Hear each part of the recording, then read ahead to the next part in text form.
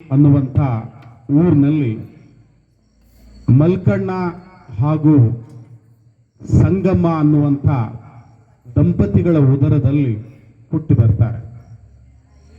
ಆದರೆ ವಿಧಿಯ ಆಟವೇ ಬೇರೆಯಾಗಿತ್ತು. ಯಾವ ಸಂಗಮ್ಮನ ಉದರದಲ್ಲಿ ಹುಟ್ಟಿದ, ಆದರೆ ಹುಟ್ಟಿದ ಮರುಕ್ಷಣವೇ ಆ ಮಗು ತಾಯಿಯ ಸ್ತನಪಾನವನ್ನು ಮಾಡಬೇಕು. 3 ದಿವಸ ಆದರೂ ಕೂಡ ಆ ಮಗು ತಾಯಿಯ ಸ್ತನಪಾನವನ್ನು ಮಾಡೋದೇ ಇಲ್ಲ, ಮೊಲೆ ಕುಡಿಯುವುದಿಲ್ಲ. ಅವಾಗ ಬಹಳ ಚಿಂತೆ ಆಗ್ತದೆ ಅವ್ರಿಗೆ. ಆ ಸಂದರ್ಭದಲ್ಲಿ ಕಲಬುರಗಿಯ ಶರಣಬಸವೇಶ್ವರರು ಅಂದ್ರ ಅರಳಗುಂಡಿಗೆಯ ಸಾಲೋಕ್ಯ ಮನೆತನದ ಕುಲಗುರುಗಳು, ಆ ಮನೆತನದ ಗುರುಗಳು ನಮ್ಮೆಲ್ಲರಿಗೂ ಕೂಡ ಭಾರತದಲ್ಲಿ ಎಂಥ ಅದ್ಭುತವಾಗಿರ್ತಕ್ಕಂಥ ಒಂದು ಸಾಂವಿಧಾನಿಕ ವ್ಯವಸ್ಥೆ ಅದಂದ್ರೆ ಪ್ರತಿ ಧರ್ಮಕ್ಕೆ ಒಬ್ಬ ಗುರುಗಳಿದ್ದಾರೆ, ಪ್ರತಿ ಮನೆಗೆ ಒಬ್ಬ ಗುರುಗಳಿದ್ದಾರೆ. ನಿಮ್ಮ ಮನೆ ಮುಂದ ಗುರುಗಳು ಭಿಕ್ಷಾಕ್ ಯಾಕೆ ಬರ್ತಾರೆ ಅಂತ ಹೇಳಿದ್ರೆ ಅವ್ರು ನೀಡಿಸ್ಕೊಳಕ್ ಬರೋದಲ್ಲ, ಈ ಮನೆ ಅಂಗಳ ಕಸ ಬೆಳೆದಾರೋ ಇಲ್ಲೋ, ಈ ಮನೆಯ ಹೊಸ್ತಿಲ ಪೂಜಾ ಮಾಡ್ಯಾರೋ ಇಲ್ಲೋ, ಈ ಮನೆಯೊಳಗ ಕಾಯಕ ನಡೀತದೋ ಇಲ್ಲೋ ಅಂತ ನೋಡುವಂತ ಧರ್ಮಾಧಿಕಾರಿ ಯಾರು ಅಂದ್ರ ಆ ಊರಿನ ಹಿರಿಯ ಮಠದ ಸ್ವಾಮಿ.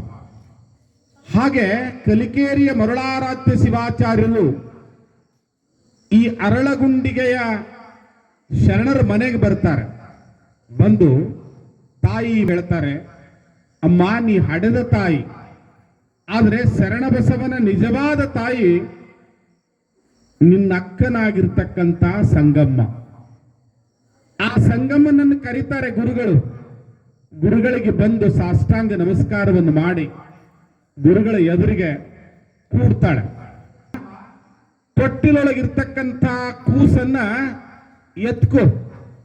ಎತ್ಕೊಂಡು ನಿನ್ನ ಎದೆಗೆ ಹಾಕು ಅಂತ ಹೇಳಿದಾಗ ಸಂಗಮ್ ಹೇಳ್ತಾಳೆ, ನಾನು ಗರ್ಭವತಿಯಾಗಿಲ್ಲ, ಹೆರಿಗೆಯನ್ನೂ ಮಾಡಿಲ್ಲ, ನನ್ನ ಮೊಲೆಯೊಳಗೆ ಹಾಲು ಬಾ ಅಂದ್ರೆ ಹೆಂಗ್ ಬರ್ತಾವ ಗುರುನಾಥ, ಎಂಥ ಮಾತು ಹೇಳ್ತಿ ಅಂದಾಗ, ಇಲ್ಲ ಭಗವಂತನ ಇಚ್ಛೆಯೇ ಹೀಗದ, ನೀನು ಆ ಮಗುವಿಗೆ ಸ್ತನಪಾನವನ್ನು ಮಾಡು ಅಂದಾಗ ಗುರುವಿನ ಆದೇಶವನ್ನು ಮೀರೋದಿಲ್ಲ.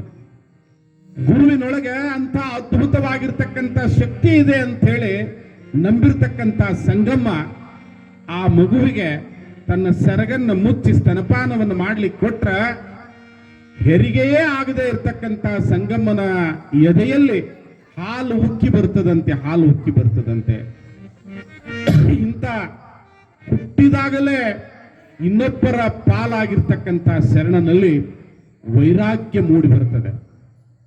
ಎಂತ ಕೂಸಿರ್ತದೆ ಅಂತ ಹೇಳಿದ್ರೆ, ಆ ಅರಳಗುಂಡಿಗೆ ಊರು ಹೊರಗಡೆ ಒಬ್ಬ ಕುಷ್ಠ ರೋಗಿ ಇರ್ತಾನೆ. ಆ ಕುಷ್ಠ ರೋಗಿಗೆ ಹಿಂಗ ಸಾಲೋಕ್ಯ ಮಂತಂದೊಳಗೆ ಒಂದು ಮಗು ಹುಟ್ಟ್ಯದಂತ.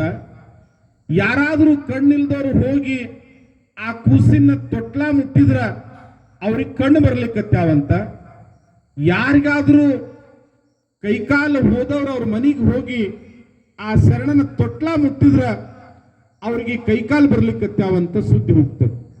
ಶರಣ ಹುಟ್ಟಿದ ತಕ್ಷಣ ಆ ಊರಿನ ಜಂಗಮರು ಆ ಶರಣನ ಮಾಸ್ ಅಂತ ಬೀಳ್ತದಲ್ಲ ತಾಯಿ ಗರ್ಭದಿಂದ, ಆ ಮಾಸನ್ನ ಒಂದು ಮಗಿಯೊಳಗೆ ಹಾಕಿ ಅದ್ರ ಮೇಲೆ ಒಂದು ಪರ್ಯಾಣ ಇಟ್ಟು ಅದ್ರ ಮೇಲೆ ದೀಪ ಹಚ್ತಾರ. ಇವತ್ತು ನೀವು ಅರಳಗುಂಡಿಗೆ ಹೋದ್ರೆ ಆ ಮಗಿ ದೀಪವನ್ನ ನೋಡ್ಲಿಕ್ಕೆ ಸಿಗ್ತದೆ. ಶರಣ ಲಿಂಗೈಕ್ಯ ಆಗುವಾಗ ಕಲಬುರಗಿಯಲ್ಲಿ ದೀಪ ಹಚ್ಚಿದ್ದಾರೆ. ಆ ಎರಡೂ ದೀಪಗಳು ಇವತ್ತು ಒಂದು ಕ್ಷಣನೂ ಆರದೆ ಉರಿತಾ ಇರ್ತಕ್ಕಂಥ ದೀಪಗಳು ನಂದಾ ದೀಪಗಳು. ಹಾಗೆ ಆ ಕುಷ್ಠ ರೋಗಿಗೆ ಶರಣನ್ನ ನೋಡಿದ್ರ ನನ್ನ ಕುಷ್ಠ ಹೋಗಿತ್ತು ಅಂತ ಹೇಳಿ ಆ ಶರಣನನ್ನ ಕಾಣಬೇಕು ಅಂತ ಇಚ್ಛಾ ಪಡ್ತಾನೆ. ಅವನ ಪರಿಸ್ಥಿತಿ ಹೇಗಿರ್ತದೆ ಅಂತ ಹೇಳಿದ್ರೆ, ಜಗತ್ತಿನಲ್ಲಿ ಯಾವ ಸಂಬಂಧಗಳು ಕೂಡ ಶಾಶ್ವತವಾದ ಸಂಬಂಧಗಳಲ್ಲ. ಅವನಿಗೆ ಯಾವಾಗ ಕುಷ್ಠರೋಗ ಬಂತು, ಅವನನ್ನ ಊರು ಹೊರಗಿರ್ತಕ್ಕಂಥ ಹಳ್ಳದ ದಂಡಿಯೊಳಗೆ ಒಂದು ಗುಡಿಸಲ ಹಾಕಿಟ್ಟಿರ್ತಾರೆ.